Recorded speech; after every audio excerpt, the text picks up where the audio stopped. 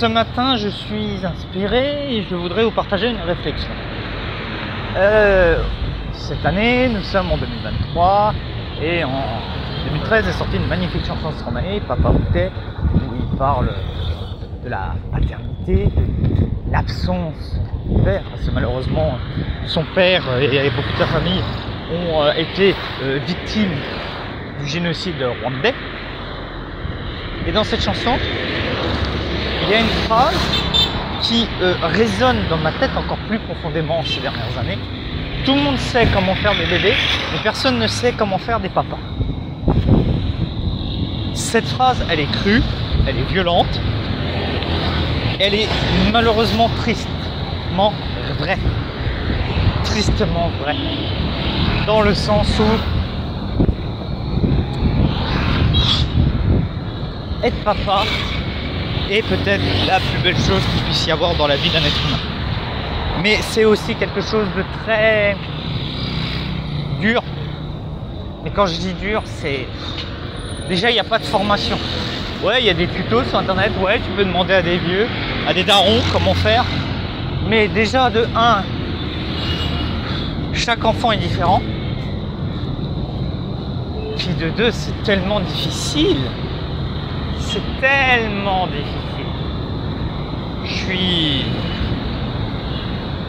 abasourdi par la difficulté, abasourdi par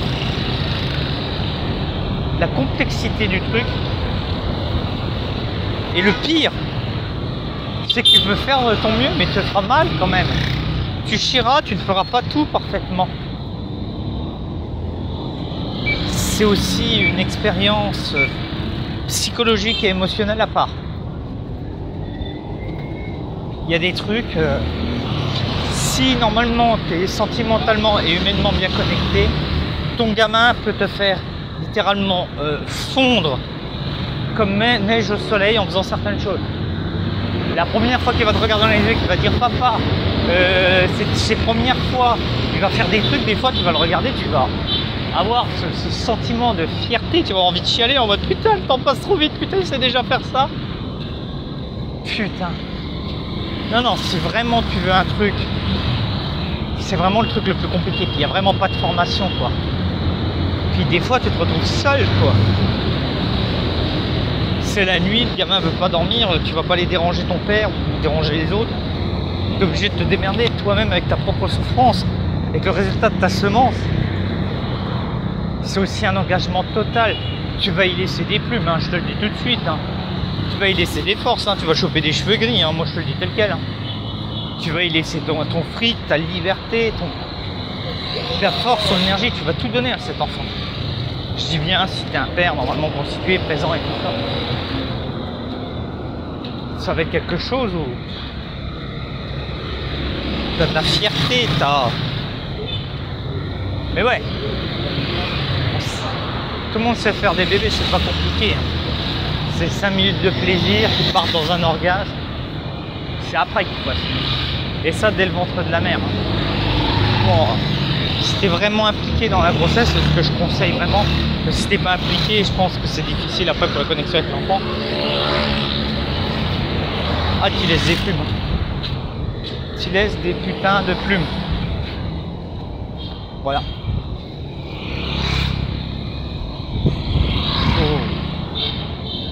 Voilà. Je sais que c'est des vidéos peut-être pas les plus structurées, mais vraiment la paternité. Ah oui, putain, il y a aussi autre chose que je vais conclure par un truc que vous allez trouver mais tellement cul, mais vraiment cul. C'est que depuis que je suis devenu papa,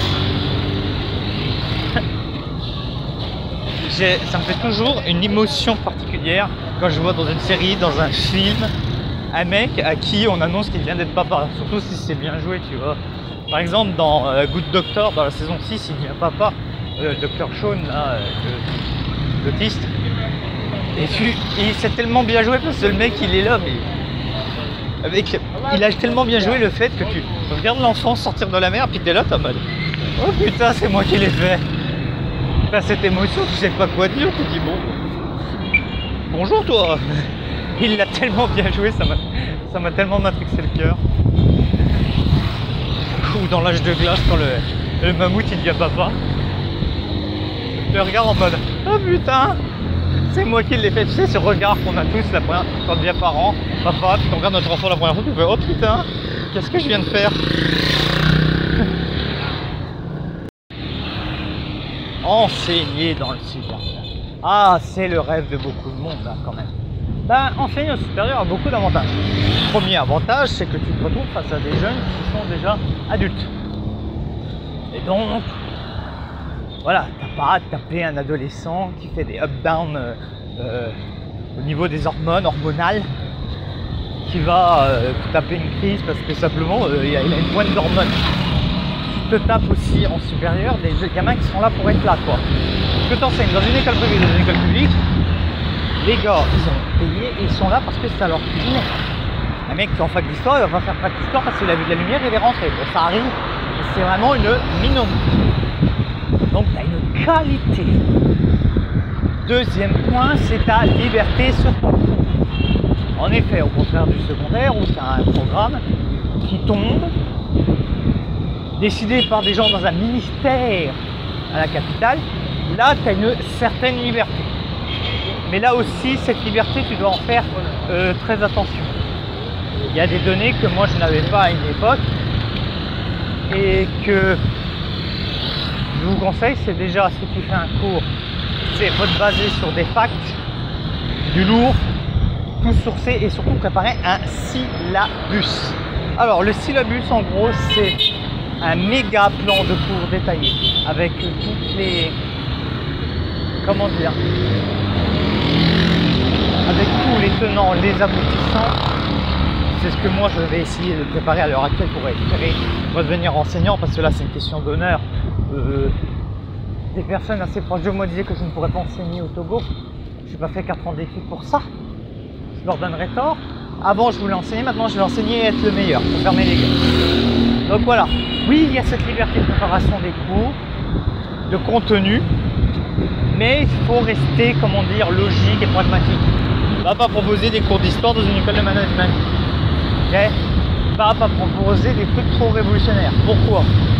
Parce que le monde des grandes écoles est un truc hyper compétitif et que le seul truc qui marche, c'est les trucs que font les blancs, notamment en Afrique, et les trucs un peu... Voilà, ça doit englober des trucs, hein, c'est la culture générale, entrepreneuriat, économie, numérique, digitale, ubérisation de la société. Enfin, tu dois prendre une nouvelle langue du high-tech et des trucs un petit peu hype du moment. Voilà, faut pas se la jouer Romain des Bois. Enseigner au secondaire, bonjour. Enseigner au secondaire, pardon, au supérieur, j'ai été déconcentré parce qu'il y a un mec avec des affiches qui viennent me dire bonjour. Soi-disant, vous me demandez si j'ai rencontré Jésus. Ouais, et il m'a abandonné. Mais bon, c'est notre histoire. C'est aussi une capacité d'évaluer les élèves différemment. Là où on est très limité, questions-réponses, avec des dissertations, enfin des exercices très carrés, là tu peux te permettre une évaluation totalement différente pour valoriser les acquis de l'élève et surtout faire un truc sympa, quoi. Voilà, tu peux essayer des manières didactiques d'enseigner, d'évaluer ta leçon. Et même l'enseignement, tu peux avoir une certaine liberté. Tu es en amphithéâtre, de toute façon. Ah, ça, c'est le dernier point que je vais aborder. Tu es en amphithéâtre, donc de toute façon, ils sont là, ils sont assis pendant 2 heures. Donc bon, il y a 2 options, soit tu suis ton cours et tu redonnes tout le monde, soit tu en profites un peu pour jouer un petit peu ton truc, et puis bon, avec un bon PowerPoint et puis une grande gueule, tu peux vendre des trucs. Donc voilà.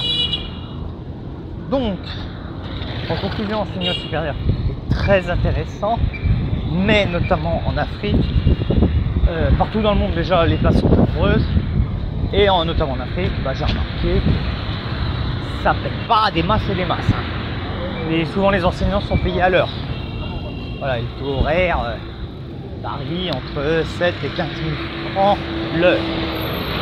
Ce qui fait que si tu fais une dizaine d'heures, bon, par semaine, bon, tu peux espérer avoir un petit un petit truc, mais bon, faut pas oublier que c'est quand même ouvert à des mecs qui ont bac plus 5. Donc là, normalement, tu devrais être dans le haut du salaire. Et si tu passes sur un cours à la con qui compose que 2-3 heures par semaine, tu vas en chier, ça va pas chiffrer. Comme d'habitude, vous ne ferez pas d'enseignement. C'est la gratification intellectuelle, gratification sociale qui est en train de disparaître en Occident, et c'est pour ça que ce métier connaît une crise des vocations. Enseigner dans le supérieur. Ah, c'est le rêve de beaucoup de monde, là, quand même. Ben, enseigner au supérieur a beaucoup d'avantages. Premier avantage, c'est que tu te retrouves face à des jeunes qui sont déjà adultes. Et donc, voilà, t'as pas à taper un adolescent qui fait des up-down au niveau des hormones, hormonales, qui va te taper une crise parce que simplement il a une pointe d'hormones. Tu te tapes aussi en supérieur des gamins qui sont là pour être là, quoi. Ce que tu enseignes dans une école privée, dans une école publique, les gars, ils ont payé et ils sont là parce que c'est à leur cuisine. Un mec qui est en fac d'histoire, il va pas faire fac d'histoire parce qu'il a vu de la lumière et il est rentré. Bon, ça arrive, mais c'est vraiment une minorité. Donc tu as une qualité. Deuxième point, c'est ta liberté sur ton cours. En effet, au contraire du secondaire où tu as un programme qui tombe, décidé par des gens dans un ministère à la capitale, là tu as une certaine liberté. Mais là aussi, cette liberté, tu dois en faire très attention. Il y a des données que moi je n'avais pas à une époque et que je vous conseille, c'est déjà, si tu fais un cours, c'est faut te baser sur des facts, du lourd, tout sourcé et surtout préparer un syllabus. Alors le syllabus en gros c'est un méga plan de cours détaillé avec toutes les, comment dire, avec tous les tenants, les aboutissants. C'est ce que moi je vais essayer de préparer à l'heure actuelle pour espérer redevenir enseignant, parce que là c'est une question d'honneur. Des personnes assez proches de moi disaient que je ne pourrais pas enseigner au Togo. Je n'ai pas fait 4 ans d'études pour ça. Je leur donnerais tort. Avant je voulais enseigner, maintenant je vais enseigner et être le meilleur pour fermer les gueules. Donc voilà, oui il y a cette liberté de préparation des cours, de contenu, mais il faut rester, comment dire, logique et pragmatique. On ne va pas proposer des cours d'histoire dans une école de management. Okay.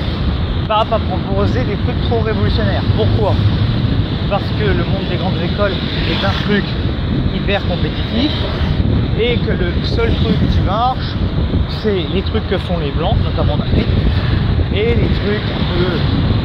Voilà, ça doit englober des trucs, hein, ça va. Culture générale, entrepreneuriat, économie, numérique, digitale, ubérisation de la société. Enfin, tu dois prendre une nouvelle langue du high-tech et des trucs un petit peu hype du moment. Voilà, faut pas se jouer au Romain des Bois. Enseigner au secondaire, bonjour. Enseigner au secondaire, pardon, au supérieur, j'ai été déconcentré parce qu'il y a un mec avec des affiches qui vient de me dire bonjour. Soi-disant, vous me demandez si j'ai rencontré Jésus.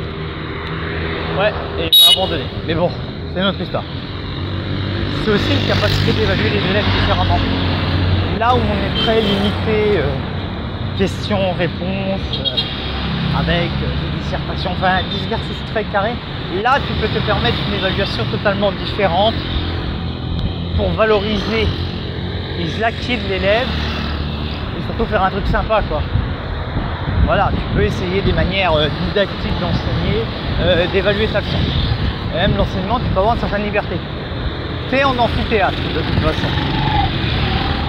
Ah, ça c'est le dernier point que je vais aborder, tu es en amphithéâtre, donc de toute façon, ils sont là, ils sont assis pendant 2 heures. Donc bon, il y a 2 options, soit tu suis ton cours et tu redonnes tout le monde, soit tu en profites un peu pour jouer un petit peu ton truc, et puis bon, avec un bon PowerPoint et puis une grande gueule, tu peux vendre des trucs. Donc voilà.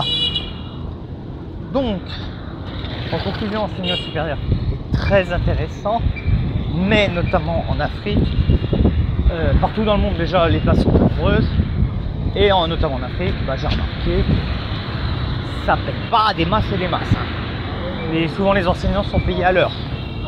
Voilà, le taux horaire, varie entre 7 et 15 000 francs l'heure. Ce qui fait que si tu fais une dizaine d'heures, bon, par semaine, bon, tu peux espérer avoir un petit truc, mais bon, faut pas oublier que c'est quand même ouvert à des mecs qui ont bac plus 5. Donc là, normalement, tu devrais être dans le haut du salaire. Et si tu pars sur un cours à la con et qui compose que 2-3 heures par semaine, tu vas en chier, ça va pas chiffrer. Comme d'habitude, très pas de l'enseignement,